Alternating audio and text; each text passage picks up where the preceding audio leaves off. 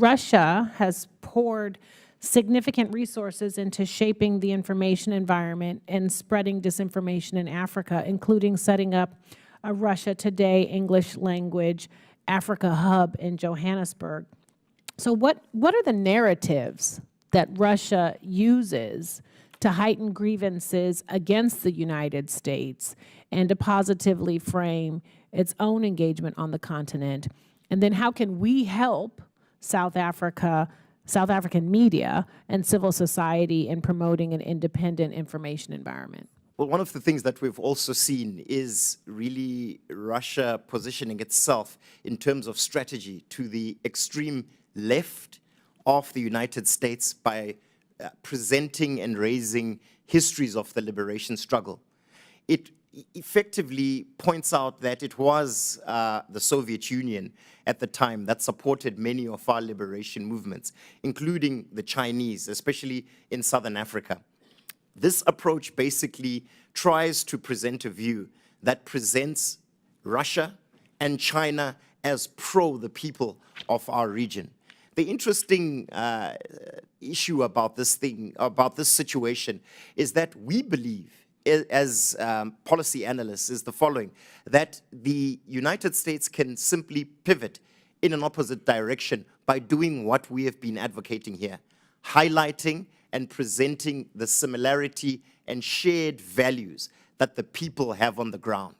And this can be done not necessarily through government-to-government engagement, but it is by presenting these views and using institutions within civil society, the media in particular, who are very progressive in South Africa and have their finger on the pulse of what the sentiment is of the people. So my view is that a strategic engagement by South Africa, by the United States, that focuses on empowering civil society, NGOs, and other parts of South African society to present these messages in a more palatable way to society in South Africa.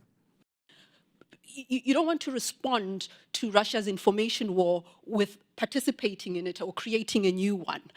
We need independent media.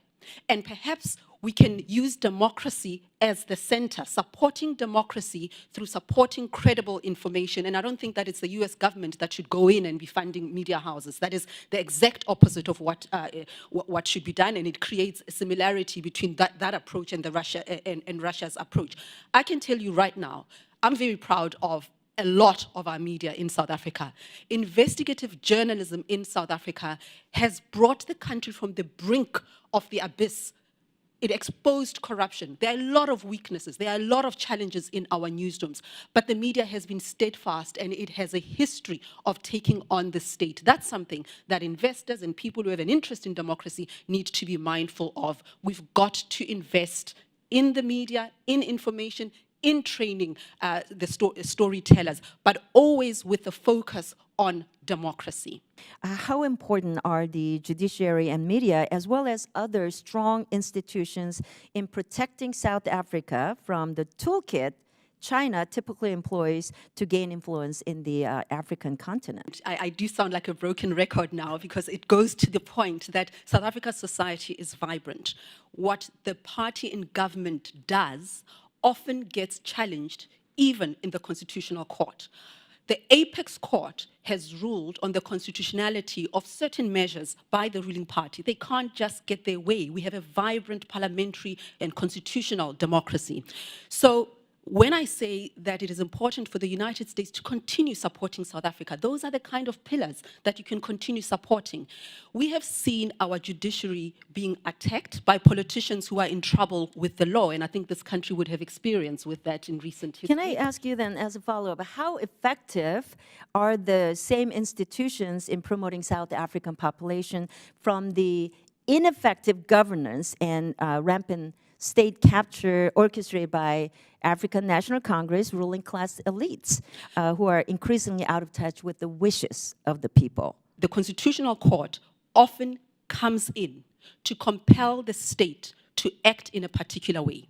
We have examples of the state acting unconstitutionally, of Parliament acting unconstitutionally, challenging the authority of the public protector, withholding important information from the media and from the public, our courts have come in and they've shown themselves to be resilient and have been a bulwark of our democracy. There are many case studies, I will say, Thank of when you. the courts have stepped in.